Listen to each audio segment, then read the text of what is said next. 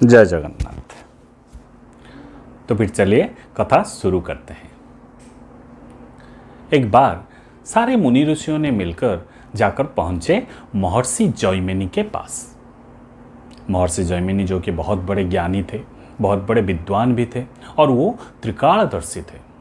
तो इसलिए सारे मुनि ऋषियों ने जाकर उनके पास पहुंचकर उन्हें बोलते हैं कि हे महर्षि, आपको तो सब पता है, कृपया हमें बताइए ये जो पुरुषोत्तम क्षेत्र, पुरुषोत्तम धाम में भगवान श्री जगन्नाथ जी हैं, वो कौन है, उनका महिमा क्या है, क्यों वो सबसे महान है, क्यों उन्हें स्वयं नारायण के स्वरूप बताया जाता है, क्यों वो कोई अवतार नहीं, वो स्वयं नारायण है, सारे अवतार उन्हीं से ही शुरू हुआ है। तो महर्षि जैमिनी बोले, हाँ मुझे ये बात पता है, क्योंकि ये जो बात ये भगवान सदाशिव एक बार अपने बेटे कार्तिकेय जी को बताए थे। कार्तिकेय जी जो कि देवताओं के सेनापति हैं, वो एक बार एक सभा का आयोजन किए थे मंदर पर्वत के ऊपर, और उसी सभा में उन्होंने बताए थे ये सारी बातें देवताओं को, और मैं वो खुशनसीब हूँ जो कि उनसे वो बात सीधा सुना था। तो इसलिए मैं आप सबको ये बात बताऊंगा। भगवान ब्रह्मा जी जब सारे सृष्टि, पूरे विश्व, पूरे जगत का निर्माण किए, तो उसके बाद उनको थोड़ा डर लगने लगा। क्यों? क्योंकि वो सोचे कि जो मेहनत करके मैंने पूरी सृष्टि, पूरा संसार बनाया, अगर किसी कारणवश उसका विनाश हो गया तो क्या होगा? मुझे क्या ये फिर से और एक बार जगत का निर्माण करना पड़ेगा? ऐसे ये सोचकर डरने लगे। तो वो सीधे जाकर पहुंचे भगवान नारायण के पास। भगवान नारायण जो कि क्षीर सागर में अनंत नाग के ऊपर शयन मुद्रा में थे, तो वो भगवान जाकर, ब्रह्मदेव जाकर उनके पास पहुंच गए। उनके पास पहुंचकर बड़ी विनम्रता से भगवान नारायण की स्तुति की।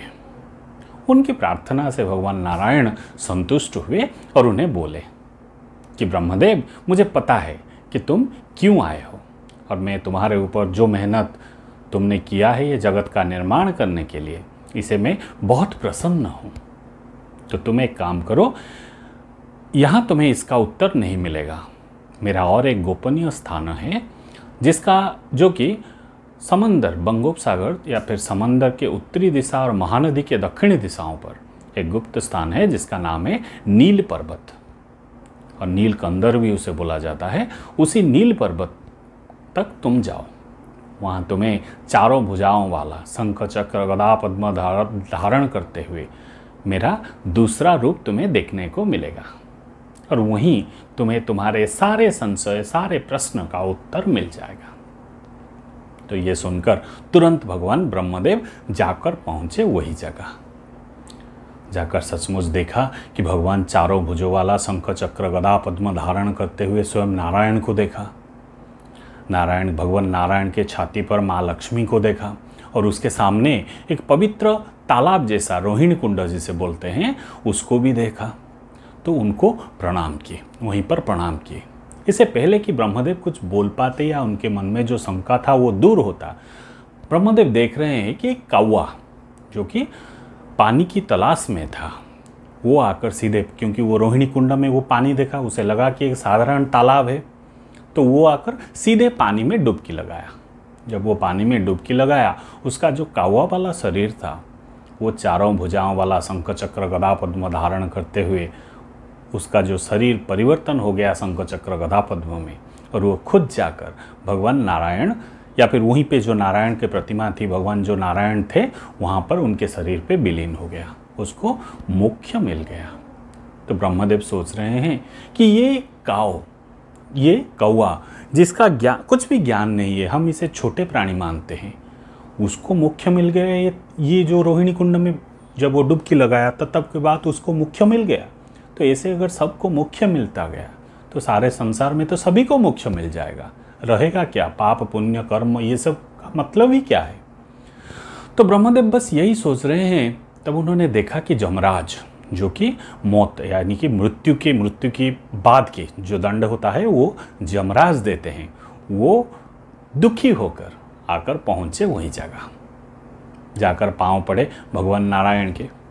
तो पांव पड़ने के बाद वो बोलते हैं कि हे भगवान, इस श्री क्षेत्र में जो भी आता है अगर उसे मोक्ष मिल जाएगा, आपके पास अगर कोई भी आएगा तो उसे मोक्ष मिल जाएगा, तो फिर आपने मुझे जो अधिकार दिया है कि मैं प्रेतपुरी का अध्यक्ष हूँ या फिर प्रेतपुरी का मैं रक्षक हूँ, प्रेतपुरी में मेरा शासन चल रहा है, मेरे अधिकार क्या क्या होगा, मैं लोगों को अपनी कर्मानुसार जो दंड देता हूँ उसका क्या होगा। तो ऐसे जमराज जब बोलने लगे तो भगवान नारायण अपनी छाती पे थे माँ लक्ष्मी, तो उन्हें बोलते हैं, थोड़ा आंखों में इशारा करते हैं कि जमराज डर गए हैं तो उन्हें थोड़ा सब कुछ बता दो। तो तब माँ लक्ष्मी बोलने लगे कि जमराज, ये है श्री क्षेत्र, ये है भगवान विष्णु भगवान नारायण का एक गुप्त क्षेत्र। यहाँ पर इसकी परिसीमा पे तुम्हारे कोई अधिकार का कोई भी मोल नहीं, क्योंकि जो भी इस क्षेत्र में कदम रखेगा उसका मुक्ति या फिर उसको मोक्ष प्राप्ति होगा। कुछ देर पहले तुम्हारे जो पितामह हैं, प्रपितामह हैं, वो ब्रह्मदेव, थोड़ी देर पहले वो देखे हैं कि कैसे कौवा को मुक्ति या फिर मोक्ष मिल गया। और एक बात मैं तुम्हें बता रहा हूं, सुनो तुम, क्योंकि ये जो गुप्त क्षेत्र है इसके बारे में किसी को पता नहीं, क्योंकि जब महाप्रलय आता है, महाप्रलय में जो पानी आता है या फिर जो हवा आता है, उसमें इस जो बटवृक्ष, जो एक जो वृक्ष है कल्पवट जिसे हम बोलते हैं, वो इस बटवृक्ष का एक भी पत्ता नहीं हिलता, क्योंकि ये भगवान नारायण के सानिध्य में है। भगवान नारायण इसे रक्षा करते हैं। और एक बात तुम्हें बोलता हूँ जमराज, ध्यान से सुनो, कि एक बार महाप्रलय जब पूरे पृथ्वी में, पूरे संसार में पानी ही पानी था, सारे संसार का प्रलय हो चुका था, उस वक्त का एक बात बता रहा हूँ, तुम ध्यान से सुनो। क्योंकि मैंने स्वयं भगवान विष्णु के सीने पे, जब जहाँ तुम मुझे देख रहे हो वहीं रहकर मैंने ये सारी बातें देखी है। तो मैं एक बात बता रहा हूँ, सुनो। एक बार महाप्रलय हुआ था। जब ये महाप्रलय हुआ तब चारों दिशाओं में पानी ही पानी। तब ऋषि मार्कंडेय उस पानी में तैरते तैरते हुए आकर पहुंच गए, क्योंकि उन्हें भी लगा कि उनकी जान कभी भी निकल सकता है। तो वो पानी में तैरते तैरते एक पेड़ की पत्ते और पेड़ की शाखा को पकड़ लिए। जब उन्होंने एक पेड़ की शाखा को पकड़ लिया तो वो सोच रहे हैं कि मैंने ये किससे पकड़ा है, क्योंकि इतने बड़े महाप्रलय में इतना हवा है, इतना पानी है, तो एक पेड़ कैसे जिंदा है, पेड़ कैसे खड़ा हो सकता है। तो जब वो मार्कंडेय इस पेड़ को, एक पेड़ के शाखा को पकड़ लेते हैं, तब उन्हें भारी आवाज़ में एक बात सुनाई देता है कि मार्कंडेय, तुम बिल्कुल सही जगह पे आ गए हो। ऋषि मार्कंडेय चौंक गए कि इतनी भारी आवाज़ में ये प्रलय काल में कौन मुझे ऐसे बोल सकता है। जब उन्होंने अपनी नज़र और सर घुमाया तब वो देखे कि उनके सामने स्वयं शंख चक्र गदा पद्म धारण करते हुए भगवान विष्णु खड़े हैं और भगवान विष्णु के सीने में माँ लक्ष्मी। कुछ देर के लिए मार्कंडेय ऋषि को ये अपनी आंखों पर भरोसा नहीं आया। क्यों?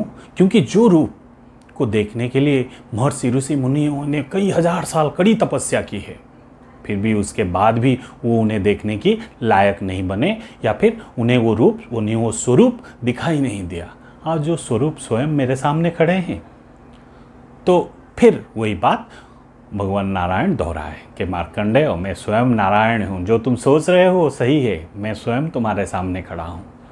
मार्कंडेय खुशी में गदगद हो गए, भगवान के प्रणिपात किए, बोले कि हे प्रभु, ये कैसी लीला है, सारे संसार पानी ही पानी, तब अब ये सृष्टि बचा कहाँ है, अब ये सृष्टि का क्या होगा, अब ये जगत का क्या होगा।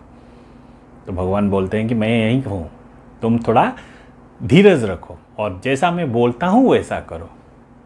मार्कंडेय बोले कि मैं क्या करूँ ना, तुम इस पेड़ जो ये पेड़ तुम देख रहे हो उसके पेड़ के ऊपर चढ़ जाओ और सब पूरे पेड़ के ऊपर में एक पत्ते पे तुम्हें मिलेगा बाल गोपाल, यानी कि छोटा विष्णु। तुम बाल गोपाल के मुख के अंदर चले जाना, उसके बाद तुम्हें जो कुछ भी उपलब्धि होगा तुम्हें सब पता चल जाएगा, उसके बाद तुम यहाँ आना, मैं यहीं पर तुम्हारा इंतजार करूँगा। तो मार्कंडेय ऋषि गए, जैसा भगवान ने बोला था, वहाँ पर एक पत्ते पे सोए हुए बाल गोपाल के दर्शन किए। तो बाल गोपाल के मुख में वो सीधे अंदर चले गए। तो भगवान के पेट के अंदर जब वो जाते हैं, वो देखते हैं कि सारे सृष्टि वहीं सुरक्षित है। किसी जगह पे किसी गुरु के अपने शिष्यों को पढ़ा रहे हैं, कहीं किसी जगह पे कहीं तालाब, नदी, बहुत कुछ लोग, वो सब देख रहे हैं। सांप, पशु, पक्षी, सब कुछ वो देख रहे हैं। यानी कि जो सृष्टि को सुरक्षित करना है, भगवान उसे अपने अंदर ही सुरक्षित रखे हैं। तो ज़्यादा देर तक मार्कंडेय ये दृश्य और ये देख नहीं पाए। तो वो जिस रास्ते से गए थे उसी रास्ते से वापस चले आए। जब मार्कंडेय वापस चले आए, फिर से उन्होंने नारायण को दर्शन किया, पांव पड़ गए, बोले कि प्रभु मुझे सब समझ में आ गया। भगवान नारायण बोलते हैं कि मैं तुम पर बहुत खुश हूँ, तो मांगो, मुझे क्या मांगना चाहते हो। तो मार्कंडेय बोलते हैं, प्रभु मुझे ये जो जन्म मृत्यु चक्र है, मुझे उसे विजय दिलवा दीजिए, यानी कि मेरा मौत कभी न हो, ऐसा आशीर्वाद मुझे दीजिए। तो नारायण भगवान बोलते हैं, और एक बार भी मार्कंडेय बोलते हैं कि मुझे आपकी ये जो क्षेत्र है जिसको आपने सुरक्षा दिया है, मुझे कृपा करके मुझे वहाँ पर रहने की अनुमति दीजिए। भगवान बोलते हैं कि तुम एक काम करो, तुम मेरे दूसरे स्वरूप सदाशिव को यहीं पर प्रार्थना करो, वो तुम्हें इस आशीर्वाद प्रदान कर सकते हैं। तो मार्कंडेय ने वही किया। तो वहाँ पर कुछ ही दूरी में उन्होंने एक बड़े से तालाब जैसा एक बड़ा सुड़ंग, या फिर हम एक बड़ा सा खाई हम ऐसा बोल सकते हैं, उसको उन्होंने खोला। तो वहीं रहकर उन्होंने, और उसी के अंदर, वो सुड़ंग के अंदर रहकर उन्होंने भगवान सदाशिव को प्रार्थना किया। तो कुछ उनके प्रार्थना में संतुष्ट होकर भगवान सदाशिव आए, और जो मार्कंडेय ऋषि चाहते थे उनको वो आशीर्वाद दिया, मृत्यु पर उनका विजय लाभ हो, वो आशीर्वाद भगवान सदाशिव ने मार्कंडेय को दिया। उसी बात पर, और या फिर हम ऐसा बोल सकते हैं, जिस सुड़ंग को मार्कंडेय ऋषि ने बनाया था, उसी सुड़ंग आज मार्कंडेय पुष्करिणी में परिवर्तित हो चुका है। यानी कि यह बोल सकते हैं कि उसके अंदर पानी आ गया है, या फिर धीरे धीरे वो मार्कंडेय पुष्करिणी या फिर मार्कंडेय सरोवर इसे भी बोलते हैं, आज भी वो श्री क्षेत्र में है। तो फिर इसके बाद क्या हुआ, इसके बारे में हम जानेंगे अगले अध्याय में। वाणी को विश्राम देता हूँ। जय जगन्नाथ।